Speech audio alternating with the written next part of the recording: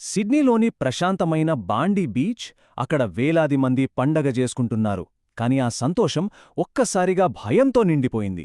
ఈరోజు మనం ఆ ఉగ్రదాడి వెనుక అసలేం జరిగిందో చూద్దాం. సరే, అసలు ఆ రోజు సాయంత్రం ఏం జరిగిందో ఒకసారి చూద్దాం. డిసెంబర్ 14, 2025 బాండీ బీచ్. ఆనందంగా ఉన్న వాతావరణం ఒక్కసారిగా నరకంగా ఎలా మారిందో చూద్దాం. ఈ విషాదాన్ని పూర్తిగా అర్థం చేసుకోవాలంటే మనం దీన్ని 5 భాగాలుగా చూద్దాం. మొదట ఆ ప్రశాంతమైన సాయంత్రం ఎలా ఉండేది, తరువాత చీకట్లో ఆ కాల్పుల మూత ఎలా మొదలైంది, పోలీసులు ఎలా స్పందించారు, ఈ దాడి వెనుకున్న ద్వేషమేంటి, చివరగా ఈ ఘటన ఆస్ట్రేలియా దేశం ముందు ఎలాంటి ప్రశ్నలుంచిందో చర్చిద్దాం. అది ఒక మామూలు ఆదివారం సాయంత్రం. ప్రపంచంలోనే అత్యంత ఫేమస్ బీచ్లలో ఒకటైన బాండీ బీచ్ స్థానికులు, టూరిస్టులతో కిటకిటలాడుతోంది. అంతా చాలా ప్రశాంతంగా, సందడిగా ఉంది. అక్కడ ఉన్న జనంలోనే 1000 మందికి పైగా యూదు సమాజానికి చెందిన వాళ్ళు ఉన్నారు. వాళ్లంతా తమ పవిత్రమైన హనుక్కా అంటే దీపాల పండుగ మొదటి రోజు వేడుకల కోసం అక్కడ చేరారు. అంతా చాలా ఆనందంగా ఉన్నారు. కొవ్వొత్తులు వెలిగిస్తూ ఆనందంగా పండగ చేసుకుంటున్న సమయంలో ఒక్క క్షణంలో అంతా తలకిందలైపోయింది.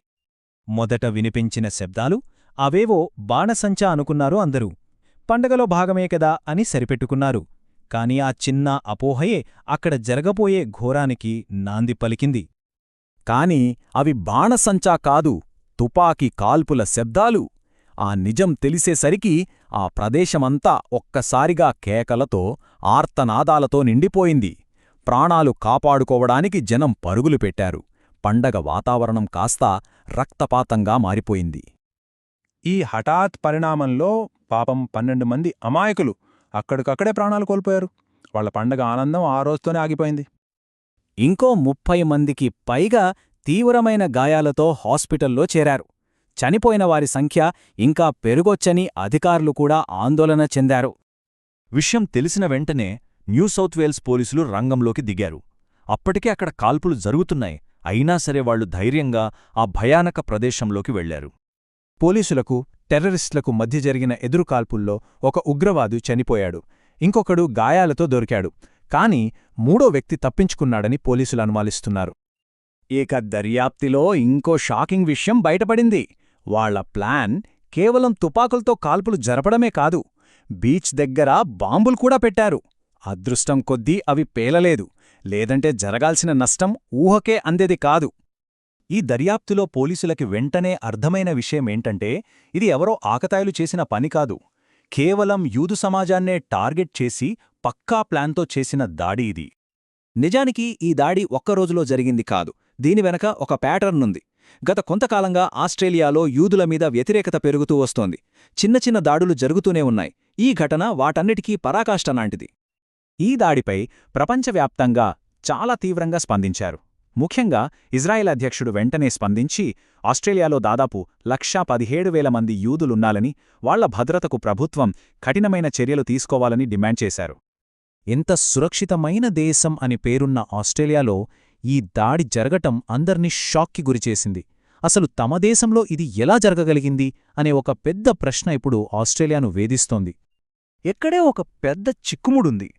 ఏంటంటే ఆస్ట్రేలియాలో గన్ లాస్ చాలా స్ట్రిక్ట్గా ఉంటాయి. ప్రపంచంలోనే అత్యంత కఠినమైన చట్టాలు వాళ్లవి. మరి అలాంటప్పుడు ఈ టెర్రరిస్టుల చేతికి మిలిటరీ గ్రేడ్ ఆయుధాలు ఎలా వచ్చాయి? ఇది అంతుచిక్కని ప్రశ్న. ఇంతటి భయంకరమైన పరిస్థితుల్లో కూడా మానవత్వం ఇంకా బతికే ఉందని నిరూపించే కొన్ని సంఘటనలు జరిగాయి. పోలీసులు ప్రాణాలకు తెగించి పోరాడారు. సాధారణ ప్రజలు రక్తదానం చేయడానికి హాస్పిటల్స్కి క్యూ కట్టారు. దాడి జరిగిన తర్వాత బాండీ బీచ్ మొత్తం క్రైమ్ సీన్గా మారిపోయింది. పోలీసులు దాన్ని లాక్డౌన్ చేశారు. తప్పించుకున్న 3వ ఉగ్రవాది కోసం సిటీ మొత్తం జల్లెడ పడుతున్నారు. దేశవ్యాప్తంగా హై అలర్ట్ ప్రకటించారు. ఇప్పుడు అందరి దృష్టి పట్టుబడిన ఉగ్రవాదిపైనే ఉంది. అతనికి ట్రీట్మెంట్ జరుగుతోంది. కోలుకున్నాక అతన్ని విచారిస్తే ఈ కుట్ర వెనుక ఇంకెవరున్నారు, వీళ్ళకి ఆయుధాలెక్కడ్నించొచ్చాయని విషయాలు బయటపడతాయని పోలీసులు భావిస్తున్నారు. చివరిగా చెప్పాలంటే ఈ ఘటన ఒక విషయాన్ని స్పష్టంగా చూపిస్తోంది. అదేంటంటే ద్వేషం అనేది ఎంతటి విధ్వంసాన్ని సృష్టించగలదో, అమాయక ప్రజల ప్రాణాలను ఎలా బలి తీసుకుంటుందో చెప్పడానికి ఇదే ఒక ఉదాహరణ. ఇది మనందరి ముందు ఒక పెద్ద ప్రశ్ననుంచుతోంది. ద్వేషం ఇంతటి వినాశనానికి కారణమవుతుంటే ఒక సమాజంగా మనం దీనికి ఎలా స్పందించాలి? దీనికి సమాధానమేంటి?